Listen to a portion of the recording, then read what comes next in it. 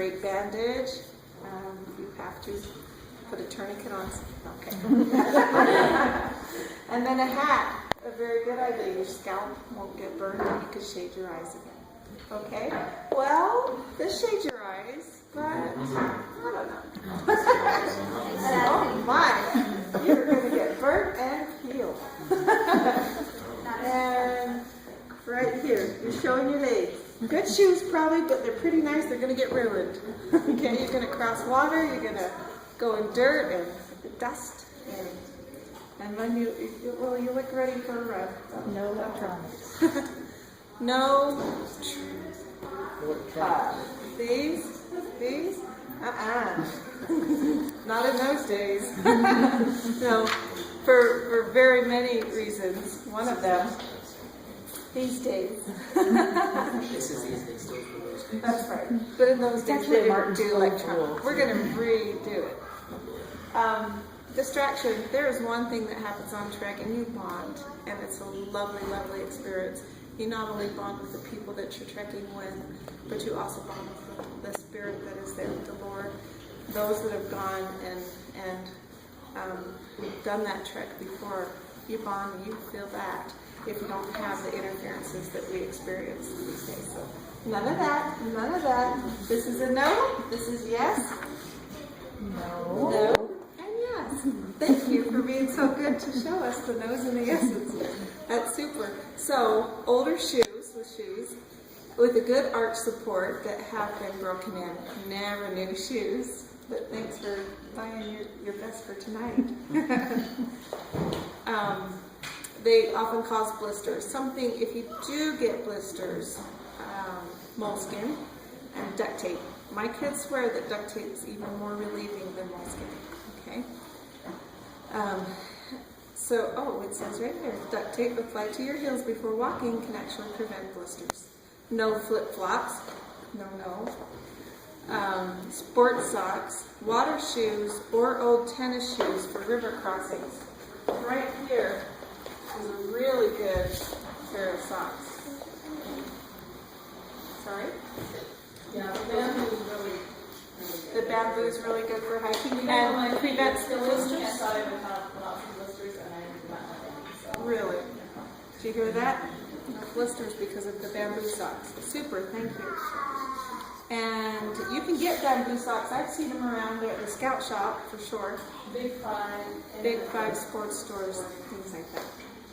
Okay, water shoes or old tennis shoes for river crossing. I actually took my water shoes, and that helped a lot because they dried fast. And I was starting to get blisters. I was pregnant and my feet were swelling, and they were growing out of my tennis shoes. And so my water shoes felt good, and I didn't get a blister. So that was good. Whatever. What else I need? So bonnet, wide brim hat, as we covered. And just recapping, all hats need tornado straps. Will you show us your strap? That's because of the wind and the tornado that comes in. Keeps it on your head, your chin, please. Okay, that will keep your hats, from blowing to Nebraska. See it, girls? You'll see them on track. Okay, rain gear. Raincoat with hood or poncho, they're like $1 at Walmart or at any of your stores. Like 97 cents or 88 cents, something like that. Umbrellas are not a good idea. They will turn inside out and they will break and blow away for sure. And take Mary Poppins with them. Coats and jackets. A light wind resistant jacket is needed for cool nights. If you don't like the weather here, just wait 5 minutes and you're in for a change. Okay? So, do I cover down here? We can pick some up on the way out. There's sliders. All these things are covered in here, as well as other packing things. Thank you. Let's have a hand for our example.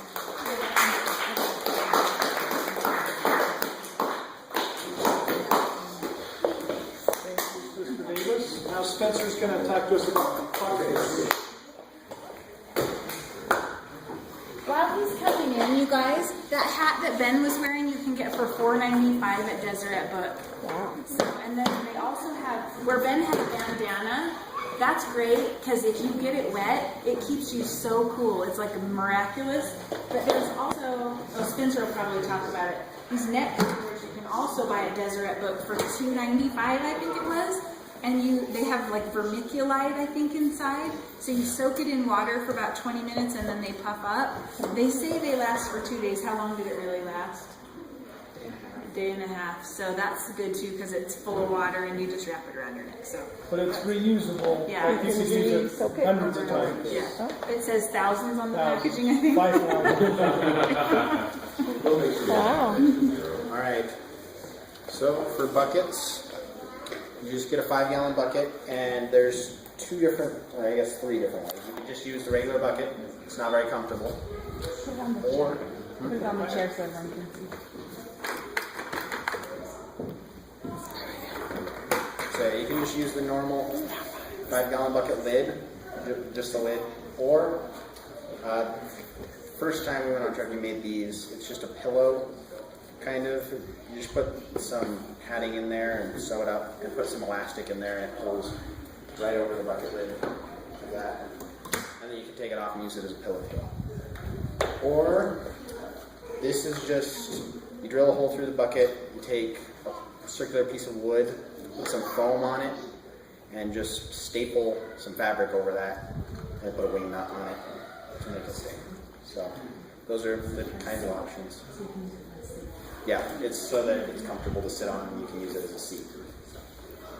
So the stuff you want to bring in your buckets, scriptures, a notebook and a pen, in case you want to write down any impressions and so you can study your scriptures. Sunscreen, very important. Bug spray. Bugs can get very, very annoying up there, so you might want to have that. You really, really, really need to have water.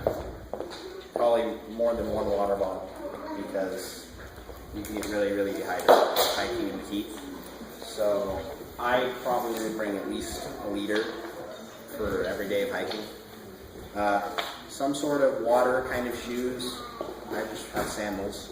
So that's for like if you're playing in the water or water crossings.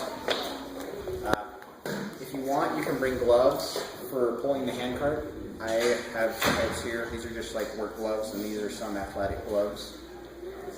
And then a neckerchief or the water thing to keep you cool if you want. And then a poncho. I just have a plastic bag. You can cut holes in it, pull it over, or you can use it for something else if you need it. I have some medical tape, which is helpful if you don't have duct tape or moleskin. You can use it for blisters, or if you get a cut, you can wrap that. And then sunglasses are very useful as well. So yeah, it's all rather light in the bucket. So you don't want to overfill your bucket because you're going to be pulling in your handcart. That's everything. Or extra socks, maybe. Yeah, extra socks are good too, in case your socks get wet. The extra set of clothing that goes. Yeah, that you would probably put in your bag, unless you want. So there was a list that went out for the bucket list, and we have it on the table too. So, thank you, Spencer. Now we're going to have Sister Hatch talk to us about food.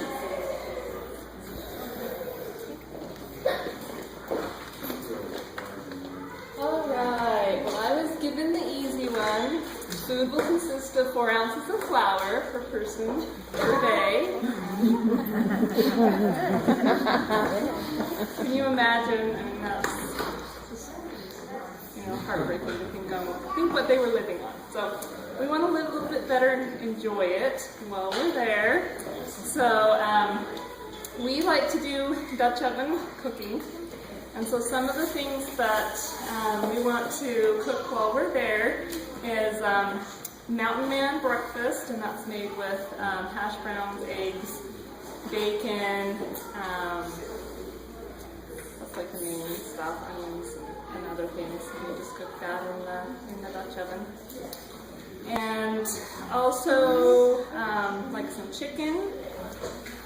We have like barbecue chicken, or we also have a recipe for like vegetables and soup and that type of a mixture. There's also like your dump cobbler, which is just basically, fruit. Peaches is the traditional with like yellow cake mix on top and a little brown sugar. So that's something really easy to make. Or if you're more ambitious, you can do cinnamon rolls or some other kind of fun dessert in there. Also, stew is another thing we were thinking of. That cooks really well in the Dutch oven. And your kobo, what do you call it? Kobo stew. It's to where you just mix different cans of things, so it's easy. Prep time for that. Just cooking. So if you're not that ambitious or don't want to do Dutch oven cooking, there's also like MREs that you could do, or like the mountain meals? Mountain house. Mountain home. One of those. Between mountain man and where you just boil the water and just stick it right in the bag and then just dish it, right up. So you can also, go with cold food if you're not wanting to cook while we're there. For lunches each day, that's what you'll want to do because there won't be time or resources for cooking any of the lunches. So plan on kind of picnic lunches those days. For that, let's see. Also, a couple other things. Jerky's always a nice snack treat for the trail. Gatorade is really good to have in your 5-gallon container on your cart. And at Walmart, you can get the powder can, and then they have water up there that you can just mix that. So that's kind of an easy route to go with that rather than all in liquid form. Let's see. Do we know if we'll have fire restrictions? As of now, I don't think we do, but we'll find out right before we go. And then I don't know if that includes charcoal too, but that's kind of easy to use with the Dutch oven. And usually that's okay with fire restrictions, but we'll see. See how that goes. Let's see. Any other questions or anything for? Basically, let's see. We'll have Thursday night dinner and Friday breakfast. You'll want to pack your lunches while you're fixing breakfast or shortly thereafter, and then take those with you on the trail. We'll have Friday dinner and then Saturday breakfast, and then pretty much you'll be on your own after that. So I have a question. So when you say the meal, so are we as a group eating the breakfast and dinner together and we're doing our own? Or is everything on your own as a family? Okay. Yeah, so each meal you'll be responsible. If you want to combine with somebody else, that's great, but you'll be on your own to figure that out and figure out how you want to do that.